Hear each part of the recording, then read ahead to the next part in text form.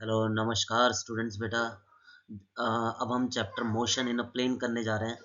तो अपने नोटबुक अपने साथ रखिए और जो भी मैं लिखूंगा यहाँ पर समझाऊंगा उसको नोट करते रहिए। ठीक है।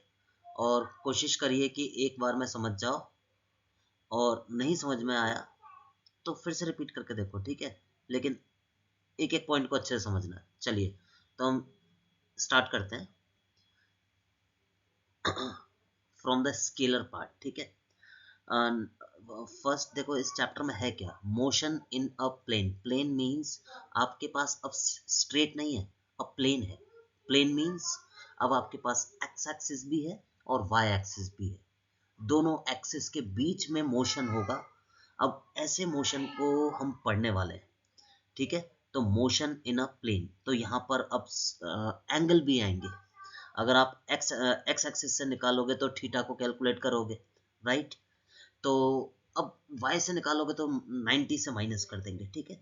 ये कंसेप्ट थोड़ा सा हम यूज करने वाले हैं यहाँ पर। तो चलिए सबसे पहले scalar, what is scalar quantity. ठीक है। नोट करते रहिएगा। Scalar quantity, the physical quantities have magnitude magnitude and a unit as well. ठीक है। यूनिट भी होगी उसके पास, मैग्नीट्यूड भी है और यूनिट भी है। डायरेक्शन नहीं है, ध्यान रखिए। ठीक है। डायरेक्शन नहीं है, आपको मालूम है। And these physical quantity can be added, subtracted and multiplied. Okay, multiplied multiplied by simple law simple law of algebra। समझ रहे हो बात। जैसे मैंने आपको बोला कि आपका मास 5 kg है। ठीक है। और दूसरे का मास 10 kg है, तो टोटल मास कितना है आप कर दोगे 10 प्लस 5 15 kg। तो मीन्स इसको सिंपली आप ऐड करेंगे, सब्ट्रैक्ट करेंगे और मल्टीप्लाई भी करेंगे, मल्टीप्लाई डिवाइड जो भी है ना। तो ये हम सिंपल अलजेब्रा वाले मेथड से करेंगे इसमें। तो ऐसे को हम स्केलर कह रहे हैं, राइट। अब हम बात करते हैं वेक्टर। अब पूरा चैप्टर ही इस पे, क्योंकि अब हमें डायरेक्शन पे काम करना है। समझ रहे हो बात को। तो those physical quantity having magnitude as well as specified direction।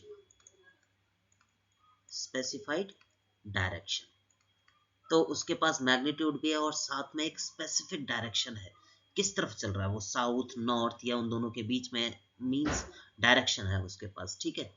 अब हम वेक्टर के ऊपर पूरा चैप्टर है तो वेक्टर को ही पढ़ना है, राइट। नेक्स्ट हेडिंग लिखते हैं, जनरल पॉइंट्स रिगार्डिंग वेक्टर।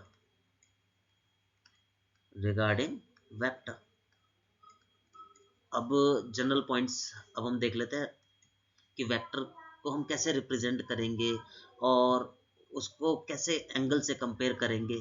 ठीक है। तो देखते हैं हम यहाँ पर फर्स्ट रिप्रेजेंटेशन ऑफ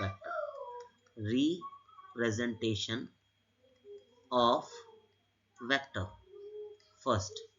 ठीक है। रिप्रेजेंटेशन ऑफ वेक्टर, तो हम इसको कैसे रिप्रेजेंट करेंगे। देखिए हमें क्या लेना है, इस तरीके से एक उसका टेल होगा। ठीक है। टेल मतलब बैक वाला पोर्शन, राइट। और हेड होगा उसका, हेड मीन्स ये एरो। ठीक है। तो इसको हम बोलेंगे टेल और इसको बोलेंगे हेड। ओके। और ये जो पूरा है ये वाला पार्ट पूरा, ये उसकी लेंथ है, राइट। वैसे लेंथ तो हम मैग्नीट्यूड से लिखेंगे, आप बस समझिए इसको। ठीक है। और हम कैसे करेंगे, जैसे अगर कोई वेक्टर है ए, तो हम उसको ए नहीं लिखेंगे, उसके ए के ऊपर हम एरो लगाएंगे, राइट। तो इस तरीके से रिप्रेजेंट करेंगे। और अगर हम टाइप कर रहे हैं, है ना, ये तो हुआ ए के ऊपर एरो लिखने के लिए। अब टाइप कर रहे हैं, तो हम कैसे टाइप कर सकते हैं, हम बोल्ड लेटर में करेंगे, बोल्ड। समझ रहे। तो बोल्ड लेटर से आप एनसीईआरटी में देखेंगे, तो बोल्ड लेटर में इसका मतलब वो वेक्टर है, right. Okay, now come to the next.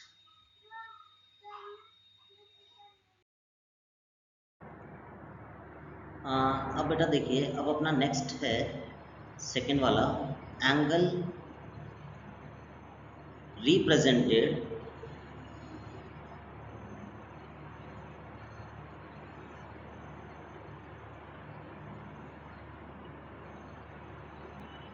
With X axis. अब एक्स एक्सिस हो, वाई एक्सिस हो, जेड एक्सिस हो, कोई भी हो, है ना, तो हम तो कोई भी एंगल ले सकते हैं, एंगल सॉरी कोई भी एक्सिस ले सकते हैं, राइट। तो मैं भी एक्स ले रहा हूँ ताकि एक्स को समझें पहले। जैसे फॉर एग्जांपल मेरे पास यहाँ पर वाई एक्सिस है एंड यहाँ एक्स एक्सिस है, राइट, दोनों एक्सिस हैं। और यहाँ पर जो फोर्स लग रहा है, फोर्स, ठीक है, वो फोर्स लग रहा है 5 newton as compare to X axis 45 degree पर। ये हो गया एक्स, ये हो गया वाई। अगर मैं एक्स पे निकालूं, एक्स एक्सिस पे, तो मेरा जो फोर्स होगा वो होना चाहिए एफ कॉस 45 डिग्री, ठीक है, समझ रहे हैं। एफ कितना है 5, 45 डिग्री इज 1/√2, तो अपने पास आंसर आ गया 5/√2, ठीक है, newton. Similarly if I compare with Y axis, ठीक है, तो फॉर एग्जांपल ये अब 45 डिग्री नहीं है, अब ये हो गया 30 डिग्री, ठीक है। मैं 45 इसलिए ले रहा, आप समझ नहीं पाएंगे, फिर आपको लगेगा कि वही सेम ऐसा हो गया, माइनस करके लेना है, नहीं नहीं नहीं। देखो, तो अगर मैं इसको लूँ तो ये आना चाहिए मेरा एफ साइन 30 डिग्री। एफ कितना है 5, 30 है 1/2, तो ये हो गया 2.5 न्यूटन। बात समझे, ये हो गया एंगल का कंपैरिजन। अब मैं बात करूं इसमें एक और third part, angle between two component, two vectors. अब दो वेक्टर्स के बीच का एंगल कितना है, ये कैसे निकालेंगे, चलो इसको देखते हैं। अब जैसे मेरे पास ये कोई फोर्स लग रहा है इस डायरेक्शन में ए, और बी लग रहा है इस डायरेक्शन में, और इन दोनों के बीच का एंगल है थीटा, ठीक है, समझ रहे हो बात को। इन दोनों के बीच का एंगल कितना है थीटा। तो अब इन दोनों का जो एंगल होता है ये टोटल हम लेते हैं थीटा। अगर इसका रिजल्टेंट बीच में आए, ठीक है, अब इसका रिजल्टेंट बीच में कैसे आएगा वो बाद में देखेंगे, ठीक है। अभी आप देखो ए और बी के बीच के एंगल को अपन क्या लेते हैं, थीटा लेते हैं, ओके डन। अब आते हैं आगे, एक क्वेश्चन करते हैं, देखो होता है क्या अपन से क्वेश्चन। अब बेटा एक क्वेश्चन करिए, ये क्वेश्चन है, क्वेश्चन में हमें बोला है फाइंड द एंगल बिटवीन, एक तो बोल दिया उसने A and B, A vector और बी वेक्टर इन दोनों के बीच में निकालिए। दूसरा उसने बोल दिया एंगल बी एंड सी, इसके बीच में निकालिए। फिर तीसरा बोल दिया उसने ए एंड सी, इन दोनों के बीच का एंगल निकालना है, ठीक है। और हमें क्वेश्चन कैसा दिया है, जैसे फॉर एग्जांपल ये एक्स एक्सिस है और ये अपना ए वेक्टर है, इन दोनों के बीच का एंगल 30 डिग्री है with the x axis, question है अभी, है ना। फिर उसने बोला कि ये रहा एक्स एक्सिस और अपना जो फोर्स लग रहा है बी लग रहा है वो इस डायरेक्शन में, और ये एंगल भी कितना है 30 डिग्री, गॉट इट। फाइनली उसने बोला ये एक एक्स एक्सिस है और दूसरा फोर्स लग रहा है ये रहा, ये है 45 डिग्री, ठीक है। तो एक हो गया 30, दूसरा 30, थर्ड 45 हो गया। अब हमें बोला कि इसके बीच का टोटल निकाल दीजिए, ए और बी का निकाल दीजिए। तो सबसे पहले मैं एक्स एक्सिस को ड्रॉ करूँगा, ये मेरा एक्स एक्सिस है, ये मेरा ए है, ठीक है, ये ए है और यहाँ पर बी है, ठीक है, कोई दिक्कत नहीं यहाँ तक। ये बी हो गया अपना, और नीचे की तरफ लग रहा है जेड, ठीक है, यहाँ तक कोई दिक्कत नहीं होनी चाहिए आपको। ये है 30, ये है 30 एंड दिस इज ऑल 45। तो अगर मुझसे पहले पूछा उसने ए एंड बी के बीच का बताइए, ठीक है, ए और बी के बीच का, ए और बी के बीच का एंगल आपको साफ साफ दिख रहा है कितना है, 60 डिग्री है कि नहीं है, ठीक है। ओके, अब बी एंड सी के बीच का बोले तो बी और सी के बीच का बताओ कितना है, 40 माइनस 13, 15 डिग्री है कि नहीं है, देखिए। फिर उसके बाद ए एंड सी के बाद बात करें, ए एंड सी की, तो वो हो जाएगा 60 प्लस 15, राइट, या फिर बोल दो 30 प्लस 45, कितना हो जाएगा ये, 75 डिग्री। Got it. चलो आगे आते हैं। Now come to the next after this question। देखो अब इसका फोर्थ पार्ट क्या कह रहा है, नेगेटिव वेक्टर क्या होता है, ठीक है। What is negative vector. देखो नेगेटिव वेक्टर का मतलब कुछ नहीं है, अगर एक जा रहा है इस तरफ, दूसरा जा रहा है उसका उल्टा, तो मैग्नीट्यूड अगर दोनों का बराबर है बट डायरेक्शन उल्टी है, तो दूसरे को हम लेंगे नेगेटिव। जो पॉजिटिव की तरफ जा रहा है वो पॉजिटिव, जो नेगेटिव एक्स एक्सिस या नेगेटिव वाई एक्सिस इनकी तरफ जा रहा है उसको हम नेगेटिव लेते हैं, ठीक है। तो इसको एक बार रिप्रेजेंट कर लेते हैं, कैसे अपन रिप्रेजेंट करेंगे। जैसे फॉर एग्जांपल एक वेक्टर इधर जा रहा है, इसको हम बोलेंगे ए वेक्टर, राइट, और दूसरा अपना इस डायरेक्शन में जा रहा है, तो हम इसको लेंगे माइनस ए वेक्टर। बात समझ गए, जो माइनस एक्स एक्सिस की तरफ जा रहा है उसको माइनस, जो प्लस एक्स एक्सिस की तरफ जा रहा है वो प्लस, ठीक है। नेक्स्ट है equality of vector, fifth point, equality of vector. Equality से आपको समझ में आ रहा होगा, इक्वल की बात कर रहे हैं, ठीक है, इक्वल। तो इक्वालिटी ऑफ वेक्टर कब होगा, जब उनका मैग्नीट्यूड और डायरेक्शन दोनों सेम हो, ठीक है, मैग्नीट्यूड और डायरेक्शन दोनों सेम हो। जैसे कोई इधर जा रहा है ए, और एक बी है वो भी इधर जा रहा है, एक सी है वो भी इधर जा रहा है, एक डी है वो भी इधर जा रहा है। बात समझ रहे हो, इन चारों की लेंथ बराबर है, तो चारों की लेंथ बराबर है, तो मैं कह सकता हूँ ए का mod is equals to B का mod is equals to C का mod is equals to D का mod. Mod means magnitude, value, value बराबर है। अब डायरेक्शन भी बराबर है, तो क्या बोलोगे, A vector B vector is equals to C vector is equals to D vector. Direction भी बराबर हो गई, मैग्नीट्यूड भी बराबर हो गया, इसका मतलब ये इक्वल वेक्टर्स है। ओके, नेक्स्ट सिक्स्थ वाला पार्ट, इसको हम बोल रहे हैं को इनिशियल वेक्टर। आपको कुछ न्यूमेरिकल्स में लिखा हुआ मिलेगा, को इनिशियल वेक्टर्स है, आप इनके नाम से समझ रहे होंगे, जो एक ही पॉइंट से स्टार्ट हो, ठीक है। फॉर एग्जांपल ये ए वेक्टर, ये बी वेक्टर, ये सी वेक्टर, जो एक ही पॉइंट से स्टार्ट हो उसको हम क्या बोलते हैं, को इनिशियल वेक्टर। समझ में आया, ठीक है। अब सेवंथ वाले पे आते हैं।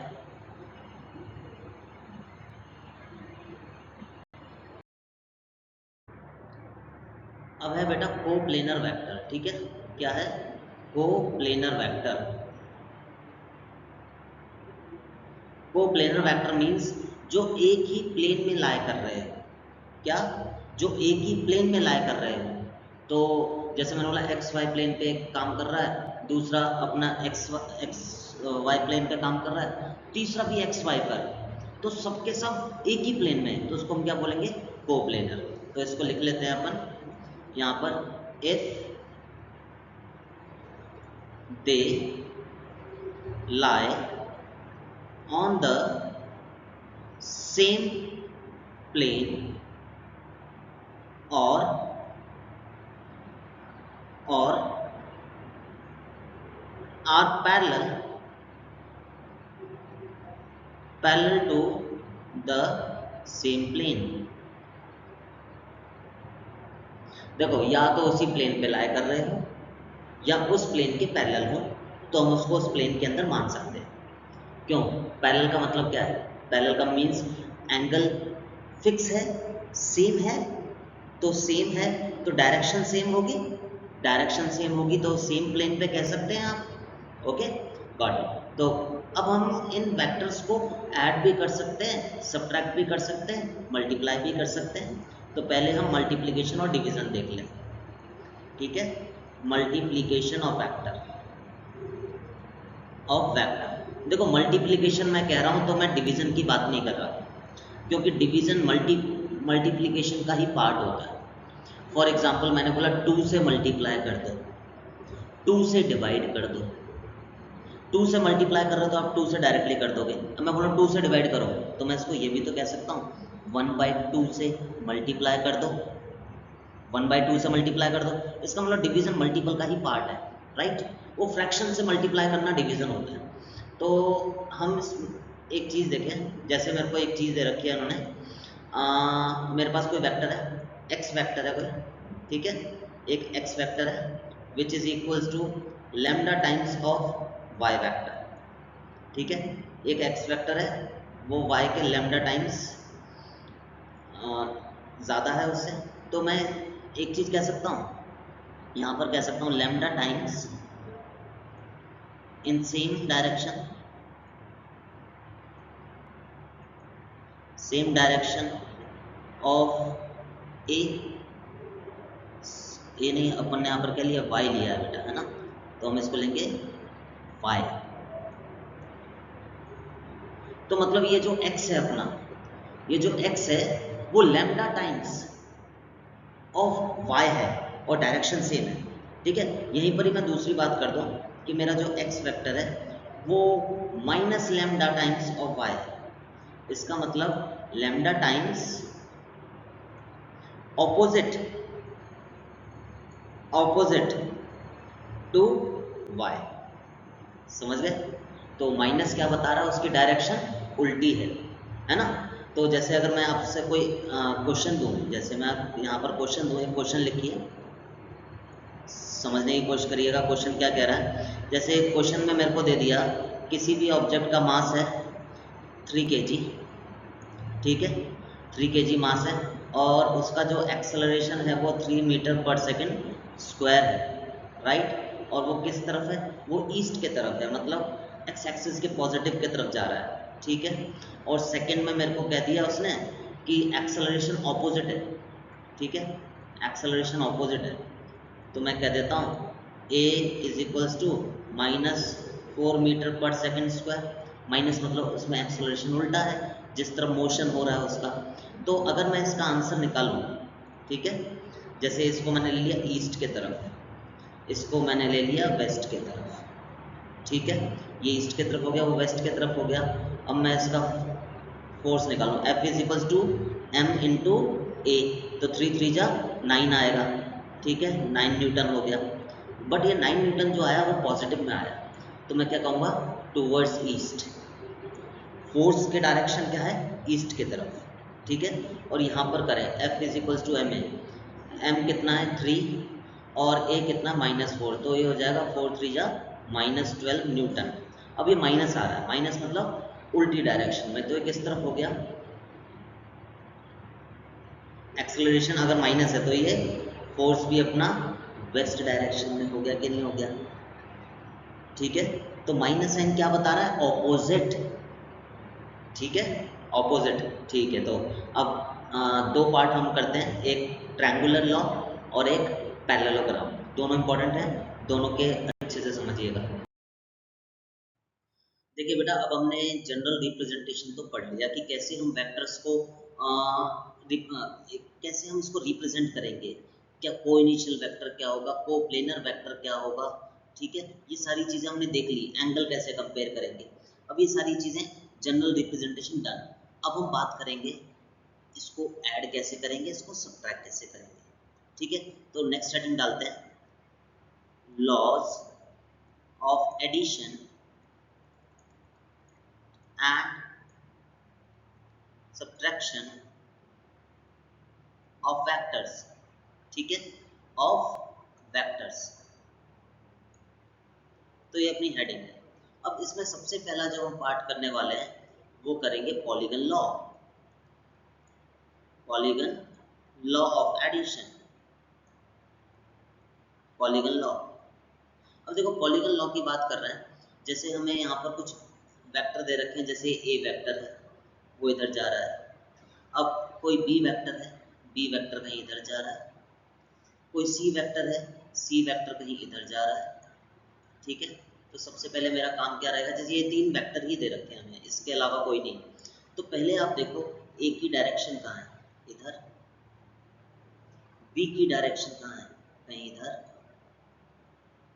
ठीक है। तो यहाँ से समझने वाली चीज़ क्या है, इसका जो रिजल्टेंट होगा वो इसकी टेल से इसके हेड तक होगा, और इस रिजल्टेंट की डायरेक्शन टेल से टेल मिलेगी और हेड से हेड मिलेगा। ये इसका रिजल्टेंट वेक्टर होगा, और इस रिजल्टेंट वेक्टर को हम बोलेंगे ए वेक्टर प्लस बी वेक्टर। और वेक्टर्स को डायरेक्टली ऐड नहीं करते, ये हम देखेंगे। ए वेक्टर प्लस बी वेक्टर के लिए हम एक फॉर्मूला लेंगे जो हम यूज़ करने वाले हैं अभी नेक्स्ट टॉपिक में, A square plus B square plus 2ab cos theta का होल रूट, ठीक है। तो अभी तो बस हम इसको ऐसे लिख रहे हैं ए प्लस बी, इसको ऐसे ऐड करेंगे, टेल से टेल मिलाना है और हेड से हेड मिलाना है। तो टेल से टेल और हेड से हेड मिल रहा है, आप देख रहे हैं ना यहाँ पर, सही है। तो टेल से टेल और हेड से हेड मिलाना है, रिजल्टेंट वही होगा जो टेल से टेल मिली होगी और हेड से हेड मिला होगा। तो ठीक है, अब मैं सी को भी ऐड कर दूँ इसमें। सी की डायरेक्शन कहाँ आ रही है, सी कहीं इधर जा रहा है, इधर सी इधर जा रहा है, ठीक है। देखो वहाँ पर उस साइड में हमें दिखा रहा है ना, ठीक है, ओके। तो अब इसका जो रिजल्टेंट होगा वो कहाँ होगा, इसका रिजल्टेंट टेल से टेल और हेड से हेड मिलाएंगे, ठीक है। तो अब जो ये बेस है इसका, ये बेस तो ए प्लस बी है, और ये वाला जो पार्ट है ये सी हमने ले लिया। तो इसका रिजल्टेंट क्या आएगा बेटा, ए वेक्टर प्लस बी वेक्टर, ये तो फर्स्ट हो गया, प्लस सी वेक्टर। बात समझ रहे हैं, इसको हम कहते हैं पॉलीगन लॉ। टेल से टेल हेड से हेड मिलाकर हम रिजल्टेंट को निकालते हैं, ठीक है। तो अब ये हुआ, अब नेक्स्ट वाले कंसेप्ट पे आते हैं। चलिए बेटा, नेक्स्ट अपना एडिशन का एक और तरीका है जिसको हम कहते हैं parallelogram law. Parallelogram law of addition, law of addition. तो बेटा ये इंपॉर्टेंट है, ये डेरिवेशन आपके स्कूल में आपको कई बार देखने के लिए मिल सकती है, लेकिन अगर आप जेईई नीट के लिए कर रहे हैं तो इस फॉर्मूले को याद कर लीजिए, ठीक है।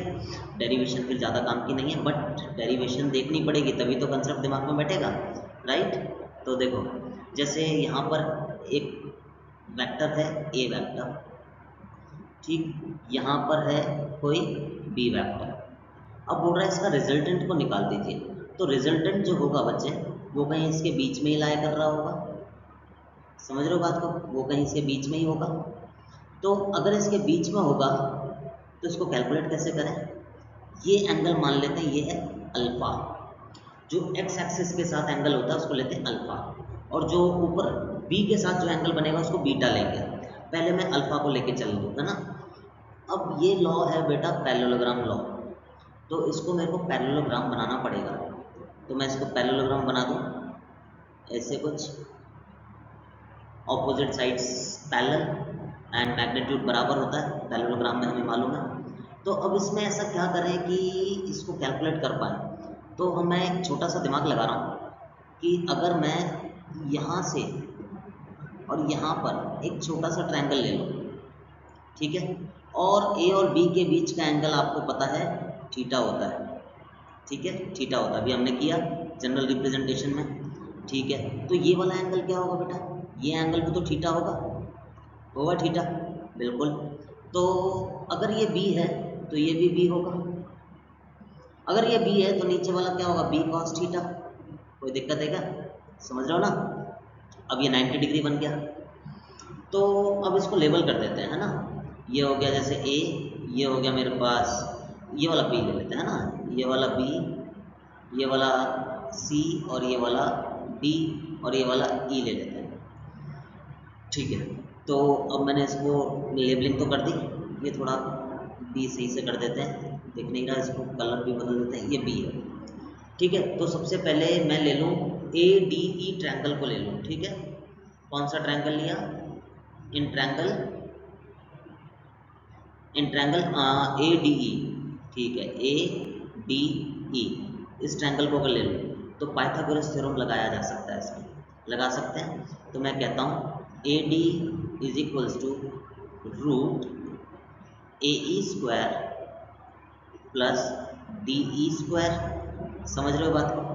अब ए ई को क्या लिख सकते हैं आप, ए ई को लिख सकते हैं A vector plus B vector cos theta, लिख सकते हैं या नहीं लिख सकते? देखो पूरा बेस क्या आ रहा है, तो ए वेक्टर प्लस बी वेक्टर, मैंने इधर वेक्टर नहीं लगाया, बी वेक्टर कॉस थीटा, ठीक है, इसका कर दें whole square plus D, D E क्या है, डी ई क्या है बेटा, तो डी ई है मेरे पास बी साइन थीटा, जो थीटा से टच होता है वो कॉस, और जो थीटा से टच नहीं होता वो साइन, तो बेस वाला टच हो रहा है उससे, है ना।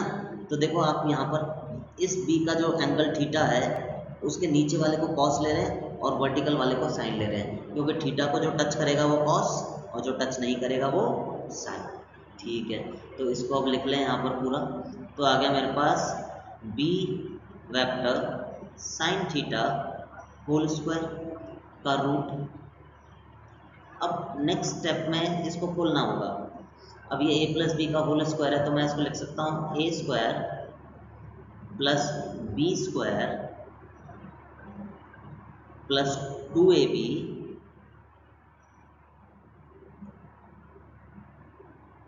ये तो हो गया।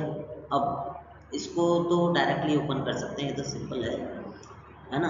अब यहाँ से हमें एक चीज़ देखने के लिए मिल रही है कि ये वाला जो पार्ट है, ये वाला, ये B square cos square theta और B square sine square theta, दोनों में से बी स्क्वायर को कॉमन लो, sine square theta plus cos square theta 1 हो जाएगा, ठीक है। तो मैं नेक्स्ट स्टेप में डायरेक्टली लिख रहा हूँ अब, तो ए वेक्टर का स्क्वायर प्लस बी वेक्टर का square plus 2ab cos theta, आया कि नहीं आया?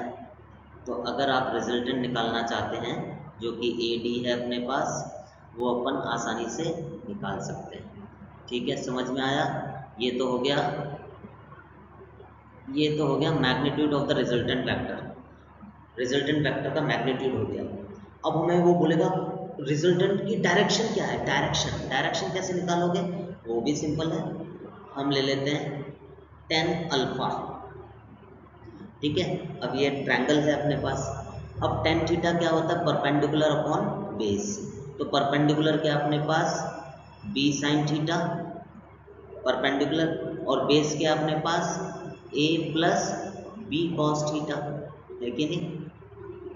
तो ये इससे आप एंगल निकाल सकते हो, किस एंगल पर वो रिजल्टेंट आ रहा है, और उस एंगल जो आप अल्फा निकाल रहे हो वो एक्स एक्सिस से आ रहा है, ठीक है, बेस में से। तो इस तरीके से आप बता सकते हैं, सिंपल है, ठीक है। अब यहाँ पर कुछ कंसेप्चुअल चीज़ें देख लें कि अगर ऐसा हो कि जो अपना थीटा है वो 0 डिग्री है, ठीक है, थीटा मीन्स अल्फा नहीं थीटा, कॉस थीटा जिसमें लिखा हुआ है, अगर 0 डिग्री है मतलब ए और बी दोनों सेम डायरेक्शन है, ठीक है। तो अब तुम्हें मालूम है फॉर्मूला क्या पढ़ा अपन ने, A square plus B square plus 2ab sine theta, तो मैं ले लेता हूँ इसको A square plus B square plus 2ab cos theta, और एंगल क्या है यहाँ पर, एंगल क्या है, कॉस 0 है, कॉस 0 क्या होता है, कॉस 0 होता है बेटा 1, कॉस 0 होता है 1, तो मेरे पास क्या बच रहा है, मेरे पास यहाँ पर बच रहा है A square plus B square plus 2ab, अब ये क्या हो गया, ये तो a प्लस बी का होल स्क्वायर हो गया, तो जो इसके ऊपर रूट है वो हट जाएगा, तो मैं सीधा लिख रहा हूँ a प्लस बी का होल स्क्वायर, स्क्वायर करूँगा तो ऊपर से रूट हट जाएगा, तो इसका मतलब इसका जो रिजल्टेंट वेक्टर आएगा वो डायरेक्टली ऐड किया जा सकता है, क्या समझे? एंगल अगर 0 है तो डायरेक्टली 2 प्लस 3 या 3 प्लस 2 जो भी हो उसको कर दीजिए, ठीक है, ये तो समझ में आ गया जब एंगल 0 डिग्री है। अगर मैं कहूँ कि इसमें जो a है, ये देखो, ये तो इसका फर्स्ट एक कंसेप्ट था, दूसरा अगर a का मैग्नीट्यूड और b का मैग्नीट्यूड बराबर है, डायरेक्शन की बात नहीं कर रहे हैं, a का मैग्नीट्यूड और b का मैग्नीट्यूड बराबर है, तो अब जो मैं इसका रिजल्टेंट निकालूंगा वो कैसे निकलेगा, r इज इक्वल्स टू, अब देखो यहाँ पर अगर a और b दोनों बराबर है और मैं दोनों को a मान लेता हूँ, ठीक है, दोनों को a मान लेता हूँ, तो क्या हो जाएगा 2a स्क्वायर तो मैं लिख रहा हूँ, देखना है ना, 2a² प्लस, अब 2ab है अपने पास, इसको भी b को a मान लीजिए, तो आप लिख सकते हो 2a², लगाओ दिमाग, क्यों, ये रूट है अपने पास। अब इसमें कुछ कॉमन लिया जा सकता है, क्या कॉमन ले सकते हैं बेटा अपन, 2a² को कॉमन ले लें, 1 प्लस कॉस थीटा हमारे पास बचेगा, ठीक है। अब हमें मालूम है कि 1 प्लस कॉस थीटा क्या होता है, देखो ये फॉर्मूला आपने पढ़ा होगा, cos square theta is equals to 1 plus cos 2 theta upon 2, ये फॉर्मूला पढ़ा है। अगर यहाँ थीटा है तो वहाँ 2 थीटा होता है, ठीक है। तो इसको ज़रा कैसे कर सकते हैं हम, ज़रा दिमाग, तो बेटा देखो, अब हमें यहाँ पर दिया है थीटा, है ना, थीटा, और यहाँ पर फॉर्मूले में 2 थीटा, तो 2 थीटा का आधा थीटा इधर है, तो मैं इस फॉर्मूले में थोड़ा सा बदलाव कर लूँ। अब मैं इसको इसके अकॉर्डिंग बना लूँ, इस 2 को यहाँ से हटाकर इधर ले आऊँ, लेके आ सकते हैं। अगर मैं यहाँ पर बोल रहा हूँ कि हमें क्वेश्चन में दिया है ये कॉस थीटा, तो ये क्या होना चाहिए, cos square theta by 2 into 2, agree करते हो, है ना, वो 2 थीटा तो ये थीटा, अगर ये थीटा तो थीटा बाय 2, तो यहाँ पर मेरे पास क्या बचा, 2a² into 2 cos square theta by 2 का रूट। अब सबके ऊपर स्क्वायर आ गया, तो फाइनल आंसर अपने पास क्या आएगा, 2a कॉस थीटा बाय 2, समझ गए। तो अगर मैग्नीट्यूड बराबर है तो फाइनल आंसर याद कर लेंगे, 2a कॉस थीटा बाय 2 होता है, गॉट इट। चलो नेक्स्ट पे आते हैं। अब देखिए बेटा, अगर इसमें हमें बोल दिया कि a और b इन दोनों के बीच में एंगल जो है वो 90 डिग्री है, तो क्या होगा, अब cos 90 0 होता है, राइट। तो जब भी ये 90 वाला कंसेप्ट आएगा तो हम बोलेंगे a b are orthogonal, orthogonal, orthogonal means 90 degree, ठीक है, that is theta is equals to 90 degree, इस वर्ड को याद रखिएगा, ऑर्थोगोनल मीन्स 90 डिग्री। तब इस केस में क्या होगा, आप इसको सॉल्व करके देखिएगा, a² प्लस b² आएगा, ओके, रीजन क्योंकि cos थीटा 0 हो जाएगा, ओके। तो अब ये कंसेप्ट हमें समझ में आ गया। अब एक क्वेश्चन करके देखते हैं, राइट। क्वेश्चन, इसने बोला two vectors 10 unit and 5 unit makes 120 degree angle, find the resultant vector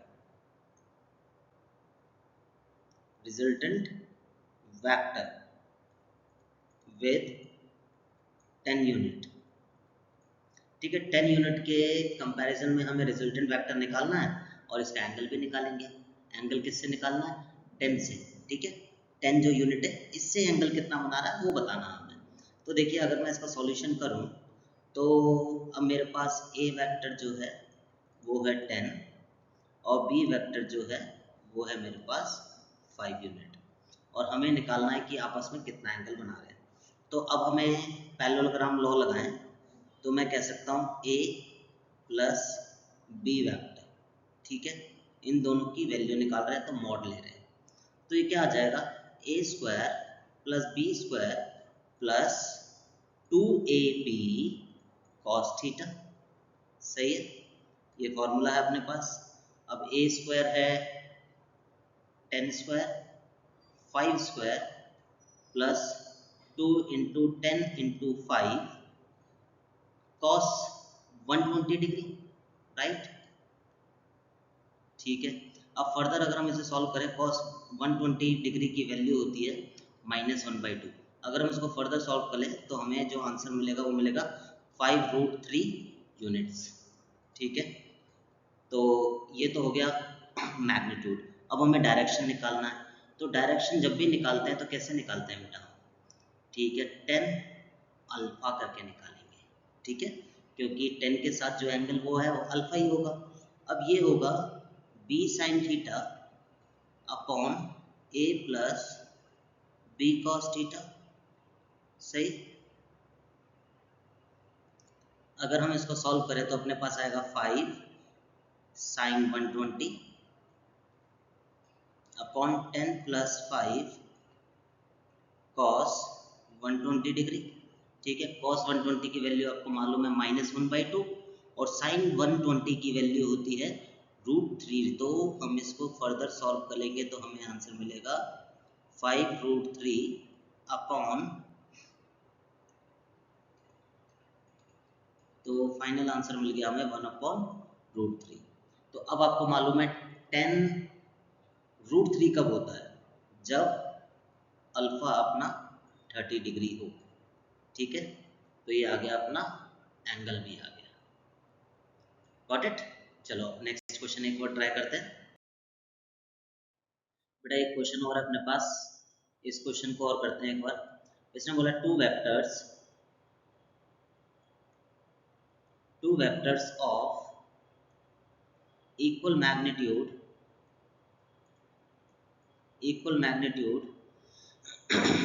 जो कि हमने ले रखा है वो है 2। ठीक है, इक्वल मैग्नीट्यूड है जो कि 2 है, दोनों की जो मैग्नीट्यूड वो 2 है, are at an angle of 60 degree. ठीक है, इन वैल्यूज को याद रखना जो भी हमने प्रीवियस क्वेश्चन किया। साइन 120 की वैल्यू √3/2 और कॉस 120 की वैल्यू -1/2। तो find magnitude of sum and difference. तो हमें दोनों चीज़ें निकालनी है, सम भी निकालना है और उसका डिफरेंस भी निकालना है। तो देखिए अब ये कैसे सॉल्व होगा। अगर मैं सम निकालूं तो a vector plus b vector का मॉड आएगा, और जब मैं डिफरेंस निकालूं तो a vector minus b vector का मॉड आएगा। राइट? तो इसके लिए जो फॉर्मूला होना चाहिए वो आएगा a² plus b² plus 2ab cos theta का रूट। ठीक है, जब अगर हम डिफरेंस निकालेंगे तो इसके निकालेंगे a² plus b² minus 2ab cos theta. ठीक है, ओके। अब इसको सॉल्व करें तो अपने पास आएगा 2² plus 2² plus 2 into 2 into 2 cos 60 होता है 1/2। ठीक है, तो फाइनली अपना जो आंसर आ गया वो आ गया 2√3। ओके। अब इसको सॉल्व करें, सिमिलर तरीका है, कोई भी दिमाग ज़्यादा नहीं लगाना हमें, सीधे वैल्यूज पुट करनी है, फॉर्मूला पता होना चाहिए। इसको अगर हम सॉल्व करेंगे तो अपने पास आएगा 2। ओके, तो यूनिट हमें नहीं दी थी इसलिए हमने भी इसकी यूनिट नहीं लिखी। Got it? तो ये वाला क्वेश्चन हुआ। अब एक और क्वेश्चन करते हैं, फिर एक एनसीईआरटी का क्वेश्चन भी करेंगे। ठीक है, एक क्वेश्चन और है, ये करते हैं। ये बोल रहा है सम एंड डिफरेंस। ठीक है, sum and difference of two vectors are same. अब उसका सम और डिफरेंस दोनों बराबर है और हमें बोला है कि भैया उसके बीच का एंगल निकाल दो। ठीक है, फाइंड थीटा। वो बोल रहा है थीटा निकाल के दे दो। चलो इसको सॉल्व करते हैं, क्या आंसर सॉल्व हो सकता है। अब उसने बोला उसका सम और डिफरेंस क्या है? बराबर है। ठीक है, बात समझ रहे हो।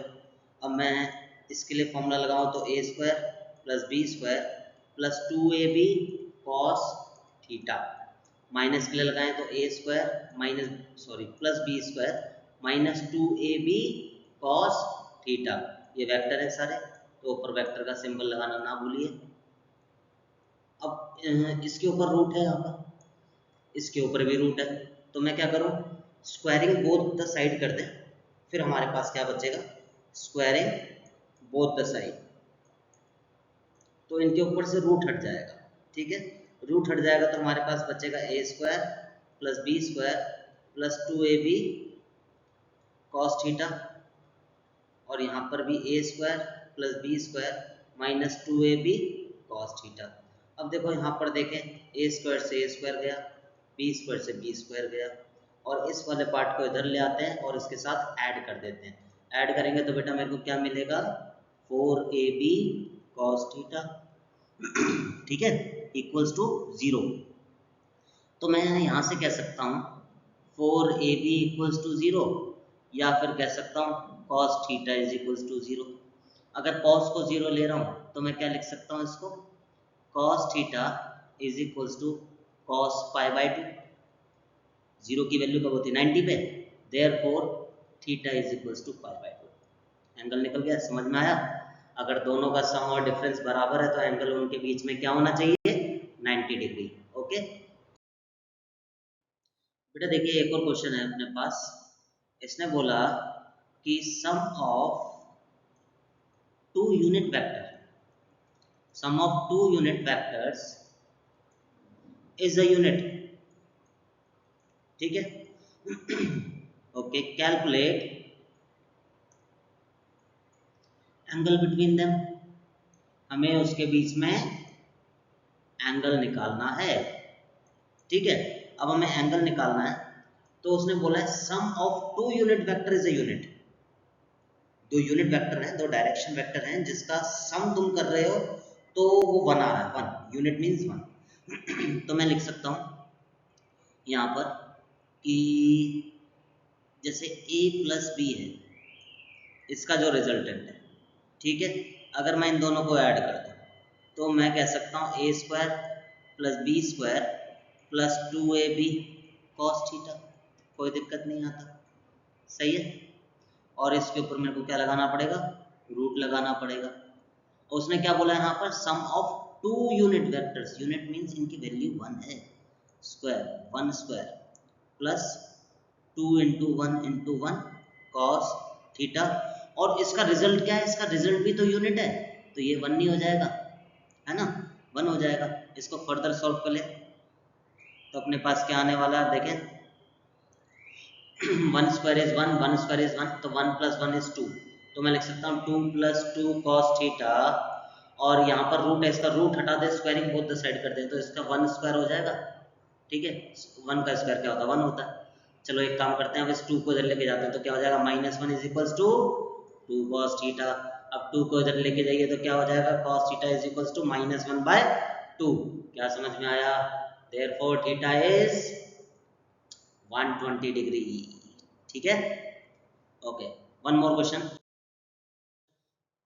देखो एक और क्वेश्चन है। ये क्वेश्चन हमें क्या कह रहा है, sum of two unit vector, अब समझ गए होंगे यूनिट वेक्टर का मतलब क्या है, इज अ यूनिट, ठीक है। Calculate the difference between them. अब हमें एंगल नहीं निकालने के लिए बोला, अब हमें क्या बोला है उसने, उन दोनों के बीच का डिफरेंस निकाल दो। तो पहले एक चीज बताइए, एंगल क्या होगा इनके बीच का, 120। तो डायरेक्ट यूज करो ना, अभी तो हमने क्वेश्चन किया, लेकिन एग्जाम में आएगा तो आपको दिखाना पड़ेगा। अभी तो हमने क्वेश्चन किया है इसलिए मैं डायरेक्टली यूज कर रहा हूँ यहाँ पर, ठीक है। तो उसने क्या बोला है, ए और बी को अगर हम ऐड करेंगे तो उसका रिजल्टेंट यूनिट वेक्टर आएगा, है ना। अगर हम उसका डिफरेंस करेंगे तो क्या आएगा, वो ऐसा पूछ रहा है, तो चलो इसको निकालते हैं। तो क्या आना चाहिए formula, A square plus B square minus 2ab cos theta, है ना, cos थीटा। तो इसको क्या करोगे, 1 square plus 1 square minus 2 dot 1 dot -1, सही है। cos 120 की वैल्यू कितनी होती है, -1, अभी हमने देखा पीछे।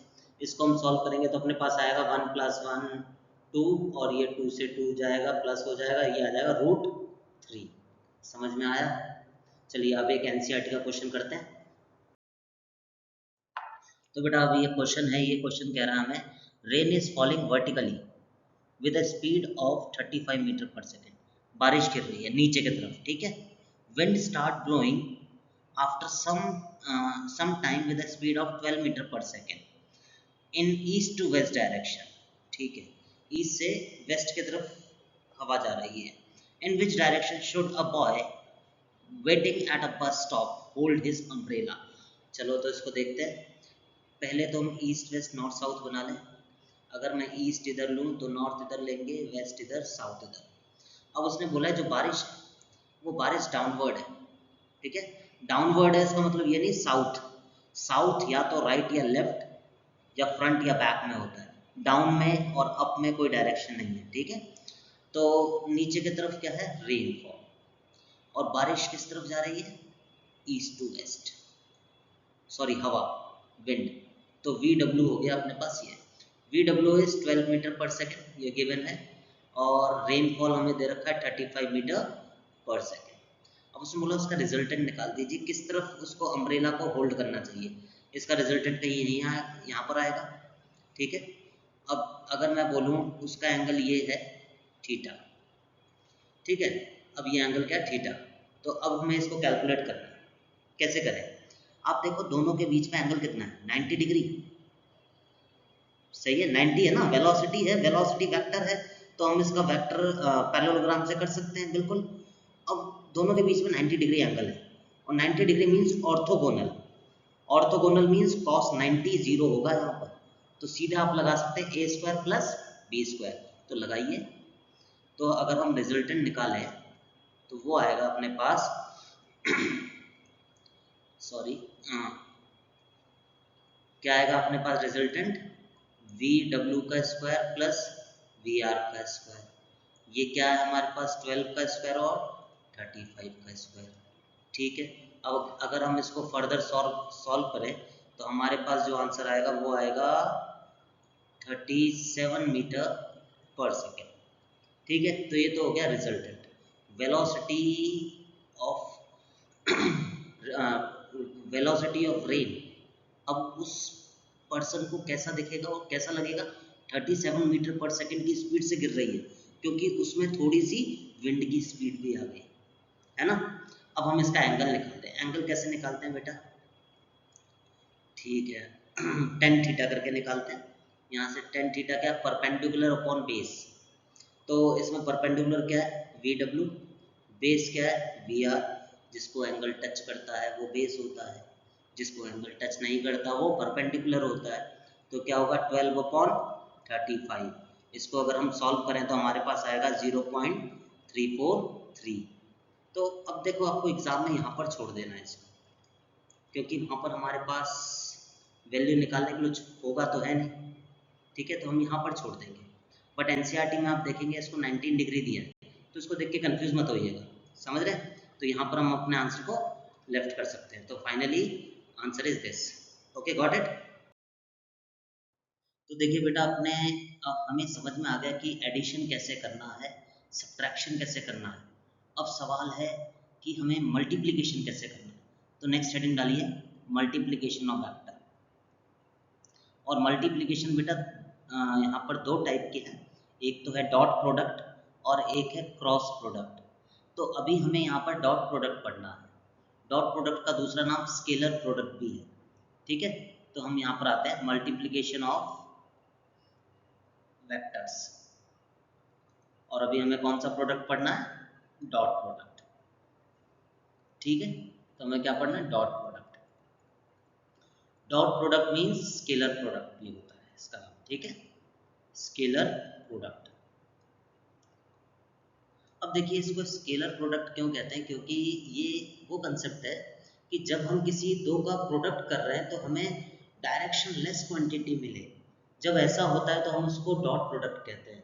फॉर एग्जांपल आपने पढ़ा है 9th क्लास में work equals to force into displacement, force vector था, डिस्प्लेसमेंट वेक्टर था, बट दोनों का प्रोडक्ट जो था वो स्केलर था जो कि वर्क है, राइट। तो ऐसे को हम क्या बोलते हैं, डॉट प्रोडक्ट। तो जैसे अगर मेरे पास ए वेक्टर है और बी वेक्टर है, दोनों का अगर मैं डॉट करूं तो मेरे पास आएगा ए का मैग्नीट्यूड, बी का मैग्नीट्यूड और कॉस थीटा। इस फॉर्मूले को दिमाग में रखेंगे, ये अपने डॉट प्रोडक्ट में काम में आने वाला है, ठीक है। तो ये कंसेप्ट समझ में आ रहा है। तो अगर हम यहाँ पर कुछ इंपॉर्टेंट चीज देख ले, जिसको मैं एग्जांपल लिख रहा हूँ यहाँ पर, if A is perpendicular to B तो क्या होगा, बताओ, अगर ए और बी आपस में परपेंडिकुलर है तो थीटा क्या होगा 90। तो आप इसका डॉट प्रोडक्ट नहीं कर सकते, आंसर 0 आएगा। तो मैं कह सकता हूं then A dot B will equal to 0।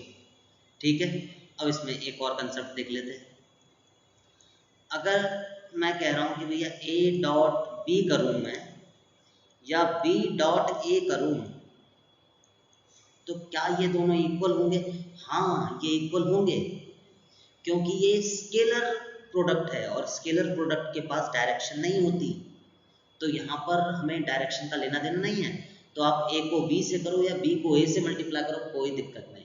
लेकिन ऐसा क्रॉस प्रोडक्ट में नहीं कर सकते, हमें तो अभी ये देखना है। चलो, अब इसमें इसने बोला कि अब दोनों के मैग्नीट्यूड बराबर है।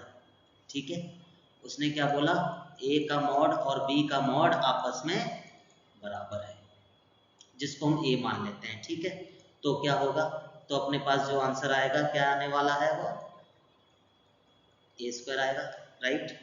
अब आप बोलोगे कॉस कहाँ गया, दोनों की डायरेक्शन भी बराबर है, दोनों का मैग्नीट्यूड भी बराबर है, तो ए स्क्वायर होगा और एंगल दोनों के बीच का 0 डिग्री होगा।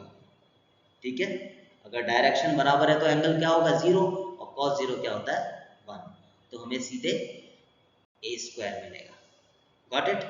तो अब एक और पार्ट पर आते हैं। अब बेटा नेक्स्ट है ऑर्थोगोनल यूनिट वेक्टर। ऑर्थोगोनल आप समझ गए, ऑर्थोगोनल मीन्स जो 90 डिग्री में हो आपस में। अब हम ऑर्थोगोनल यूनिट वेक्टर क्यों पढ़ रहे हैं, क्योंकि यहाँ पर हम एक्स वाई और जेड एक्सिस तीनों पढ़ेंगे। ठीक है, अब यहाँ पर एक चीज देखिए,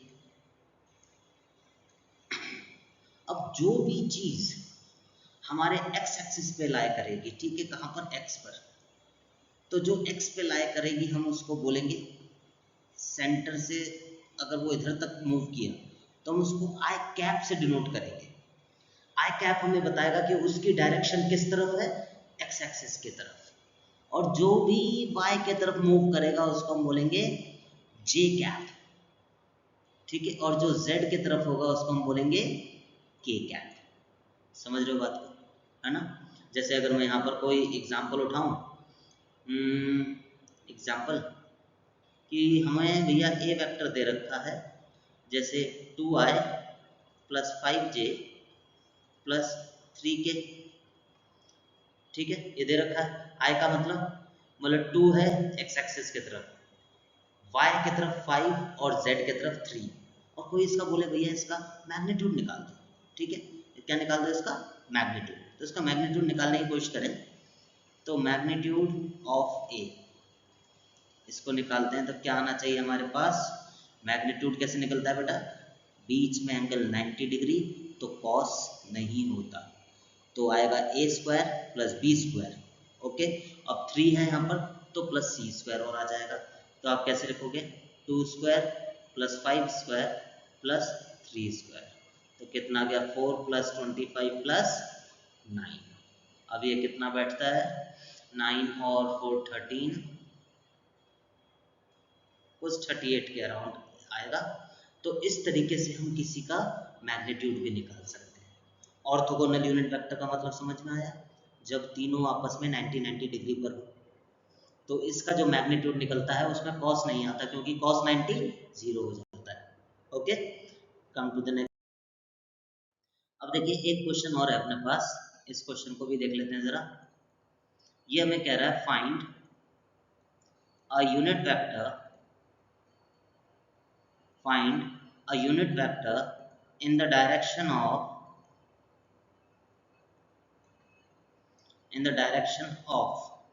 ठीक है, हमें यूनिट वेक्टर निकालना है। ठीक, जो हमें ए दे रखा है उसमें 6i plus 2j plus 5k ये दे रखा है बेटा इसने, और इसने हमें बोला है कि यूनिट वेक्टर निकाल दो। तो बेटा यूनिट वेक्टर का एक्चुअल मतलब है क्या, वो देखो।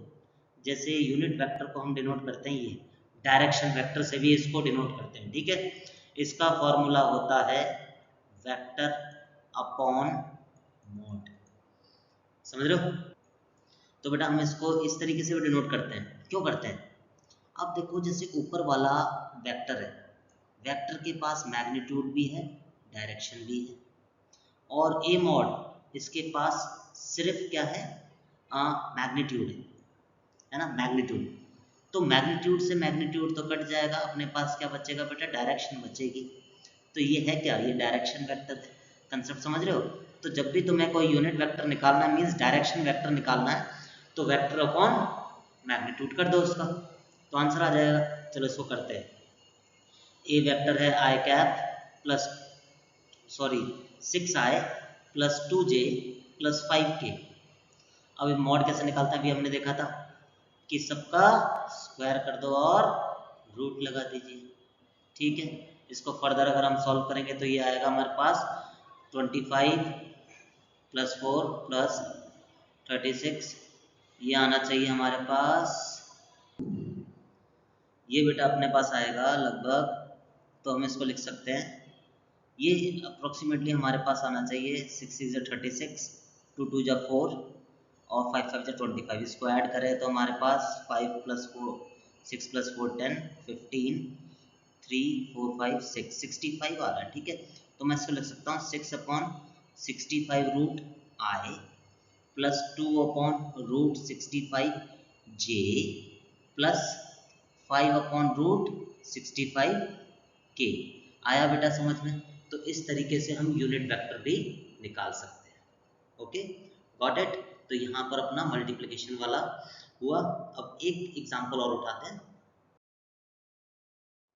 देखिए बेटा, इस सिमिलर क्वेश्चन में अगर हमें बोल रहा है कि एंगल निकाल दीजिए, तो एंगल कैसे निकालें? जैसे उसने बोला angle between A and B, ठीक है, ए और बी के बीच का एंगल निकाल दीजिए। और अभी हमने ए वेक्टर देखा क्या था अपने पास, ए वेक्टर हमें दे रखा है 3i प्लस 2j प्लस के, ये गिवन था, और बी वेक्टर हमें गिवन है 2i माइनस जे प्लस 3k। बात समझ रहे हो?